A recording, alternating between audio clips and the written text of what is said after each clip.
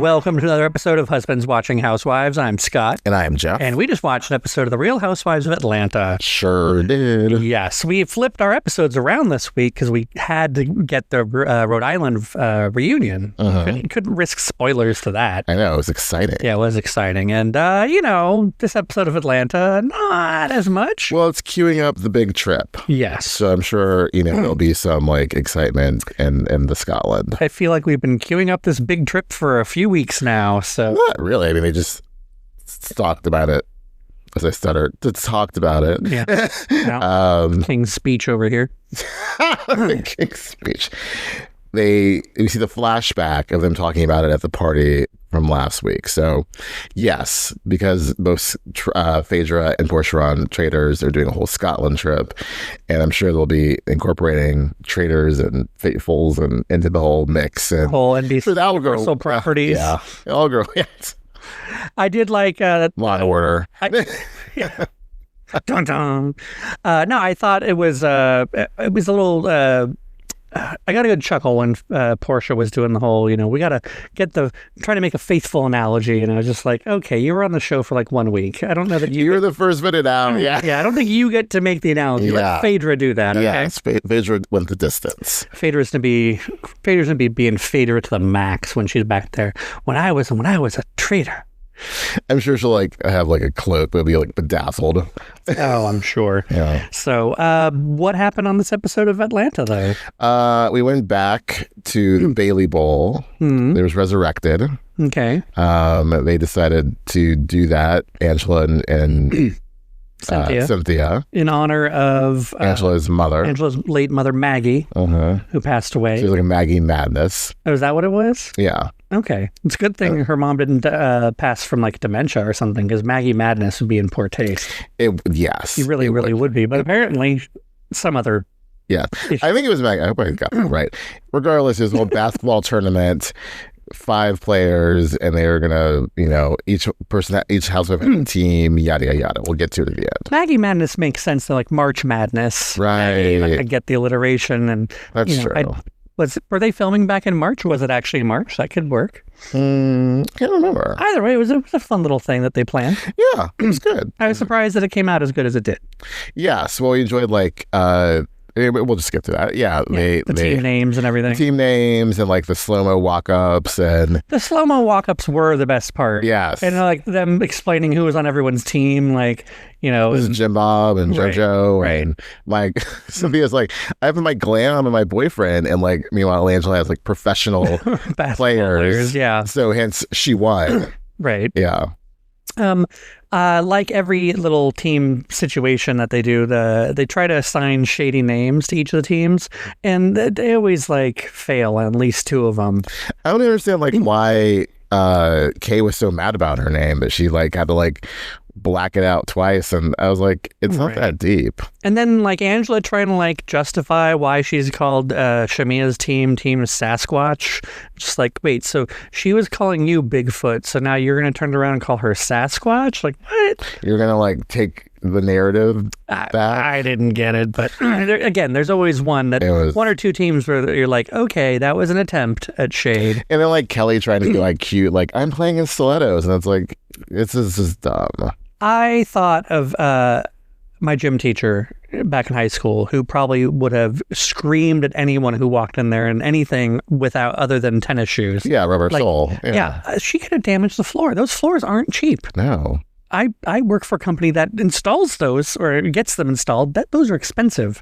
And you screw those up, they got to redo them. I'm surprised production wasn't you need to change because 1, you could hurt yourself. Right. And 2, you could mess up these floors and we would be liable for it. Right. So, yeah. But I mean, she did look good wearing socks and her stilettos. Yeah. It was cute. She doesn't wear sneakers because she would be even shorter. Right. I think you have to for sports reasons. When she goes to the gym, if she goes to the gym, she clearly isn't going in stilettos. I guess on camera she wants to, make this image fine, but is she going to the gym often? The thing is, show up wearing it, make the statement, and then change into some appropriate footwear. Right. Even Carrie Bradshaw would do that. I know, right? And if you need to, if you absolutely have to, get some lifts in there. Wear some, 4-inch platforms at least. Oh, like Spice Girls back in the day. Yeah. Yeah. Yes, that's what she should have done. Could have been just fine. So. Shooting hoops. Yeah, speaking of Kelli, you can follow her. Oh, we'll follow her, yes. So she met with her financial advisor to have a tough conversation, and we learned she spends a lot of money each month on shopping and glam and her dog. And yeah. So I call BS on a lot of that budget. Like, is she shopping every month like that? There's no way someone's spending $8,500 every month on stuff. Like, what are you buying? And like, what do you like? You already have all this stuff. Why do you? Right. Especially later on when they talk about her, rental budget is going to be $4,000 a month. If you're spending twice your budget on clothes and random shit every month, like that's just that just can't be. Did even against like food and like basic stuff like for her and her kids? That's why I think that whole conversation with her financial planner was for the most part just like gilding the lily and trying to like make her look glamorous, and this is how much I spent on everything, and gave him a chance to say maybe you don't buy more wigs for your dog, cut your dog budget in half, all that stuff. Your dog budget in half. Yeah. So I just don't. She was living in a townhouse before. She moved into Shamea's townhouse, and now she's looking at townhouses again. So it's like, girl, and why can't you just stay spending that much money on rent or mortgage if she's, I just can't. Like, does Shamea really need that townhouse back? She could have just stayed there for long. I don't know why she needed to look at places, but yeah, we go with her storyline. Yeah. That's why. Pretty much. We go in her realtor, and the realtor's like, basically, I'm going to keep it 100. You can't afford this place that I'm showing you right now. Right. And, you need to like really crack down because this is out of your price range. Yeah, I mean, especially because that was a very nice townhouse. Very nice place for $7,000 a month. And she's saying, your budget's $4,000 and you can barely afford that. So like, start saving, and you need to get under the $4,000 so you can save for a down payment. And also she's saying, like as a single mom, you got to struggle. It's like, yes, most single mothers out there don't have this huge budget. They make do with like what they have, and it's like they live in a one bedroom with multiple people, and you just kind of like. You can make it work. Yeah. With your 3 kids. That's why I don't see her being like, I spend $8,500, unless it includes her kids' clothes on top of her clothes. But it's like, after a while, don't you have like so many clothes you don't need to go shopping anymore? Yeah. And I can see like wanting to get a nice piece here and there, but like every single month, you don't need to get a new Gucci, a new, Prada. You don't need something new like that every time. So that was just a little goofy. It was a lot. It was a lot of... I liked when her financial advisor, when she talked about how much each restaurant made. And, yeah. Where I work, we used to own restaurants. And I remember the ones that made under $100,000 in any given month were struggling. And some of them were barely profitable. And so and I'm talking about 80 or 90,000 every month. And she said some of them made like 65,000, 75,000. She made the one's doing well is making like 75. And the newer one is under that, and it's not doing well at all. Then either she's got some really cheap ass rent, or she's not paying rent. Like, I don't know how you make the margins on that, but it's Atlanta, different cost of living, different market, all that stuff. So who knows? But I mean, hats off to her if she's making that work. But restaurants are a tough business. The margins are very, very small. Yeah. So I got a cough. Excuse me. Yeah, she needs to get together. Yeah, with this journey and keep to the budget. That was, I mean, she kind of, again, we've said this about her. She gives kind of the more real stuff from episode to episode. Yeah, and she's been featured a lot. Like, there's been a lot of Kelli. Yeah, and I don't hate it. She's earning that second seat at the reunion that she's definitely going to get. Right. No, I enjoyed that. Yeah. So then Shamea, what did Shamea do?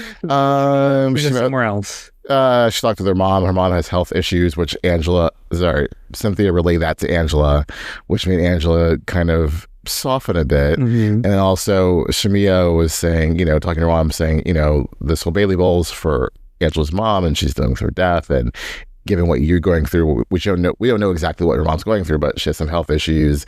And it seemed that they were gonna like have maybe a not a kumbaya, but like a less like a ceasefire of sorts. So when we get to the Bailey Bowl and they just like start fighting again and like, you know, talking about like your husband this and like you're a whore that, and it's like, well, but was that from the start of the Bailey Bowl, or was that at the weird awkward ending part where it was at the end when they all got together, where Angela's out of nowhere in court and like, so I'm going to make an unrelated statement about anything that's been going, like they were perfectly fine that day. Well, because also like Angela was like, you know, I didn't talk about your marriage, and it's like, you're saying she was screwing Hawks players. I mean, it's just, it was a dumb fight. I don't know why they're fighting, and I don't care anymore. Yep. And it's just like, just move forward and resolve this. Resolve it on the trip. Resolve it at some point, because it's just a dumb fight, and we just need to get to Porsha and Shamea. That's the real meat of it. Yeah. This is like the late appetizer we need to get through to get to like the main course. Agreed. With Angela, we had her sitting down with her daughter. Yes. Which in the first time around, her daughter looked fabulous, a nice glow up, and I thought like, okay. And then the second time they showed her, she had a different hair going on, and she looked a little bit more natural and a little bit more just kind of casual. It was an interesting juxtaposition. It was.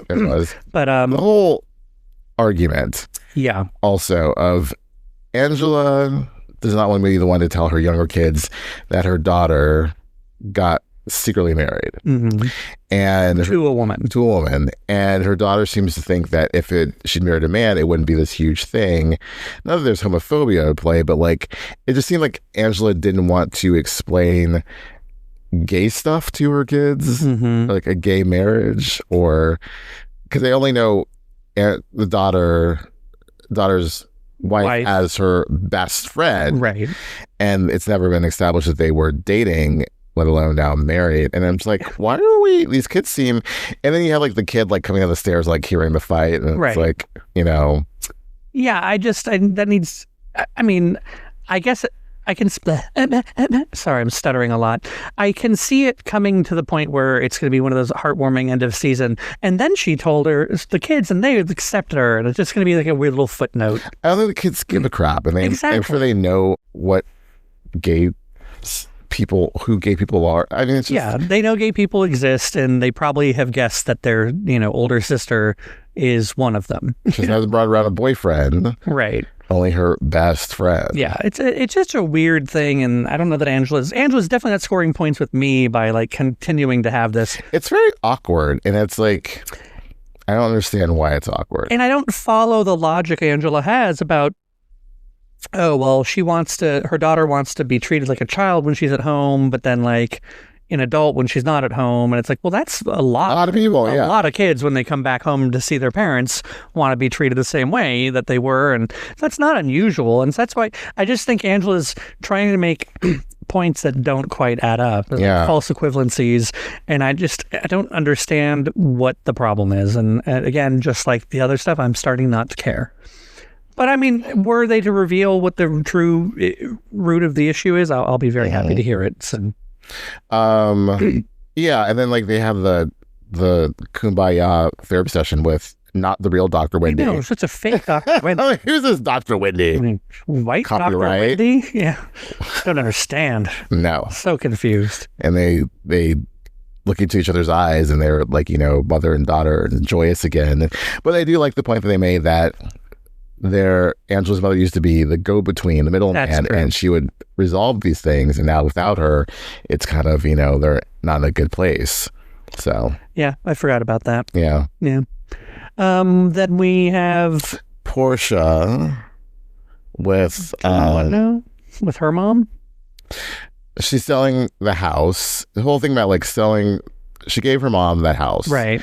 And now she's selling it to get equity. Yada, yada, yada. Right. So I don't know where her mom's going. Yeah, Diane's going to move out. They talked about the whole Dennis situation, whatever, in the ring. Mm-hmm. I didn't quite get that.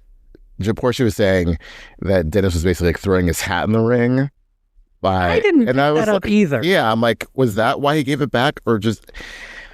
I didn't. If that's what happened, then it was very, very poorly communicated in the last week's episode. Because it just seemed to me, and I think we talked about it, that he was saying, look, we've tried this already. You're clearly going after other people, so I'm not going to need this. You should do something with it. And I guess maybe that was his way of saying, like, yeah, maybe I was holding on to it, hoping that, like, maybe we'd get back together at some point. Right. Like, it didn't seem like he was actually being like, hey, Porsha, what do you say? And so that's a stretch for her to, I think, put out there on camera. I didn't quite get that either. So we'll see. So they talked about that, and then she like met with Drew and was like, oh, what a difference a year makes. I want you now to like, be one of the faces, which, spoiler alert, Drew signed the contract because she is one of the faces of Go Naked. See them on Instagram all the time, along with Cynthia. She's like, now that you can make me some money, I'm happy. Right. I'm happy to have you be one of my spokesmen. And Porsha's doing it because, she knows that Drew's going through a rough patch with his divorce, and she wants to give her financial freedom, whatever. Another stream of revenue. Yes. Another revenue stream. What was that from? That was Beverly Hills. Amanda. Oh, yeah. I want you to have another stream of revenue. Yeah, another income stream. Income stream. So. Yes. A lot of these women could do with some Amanda Francis. God.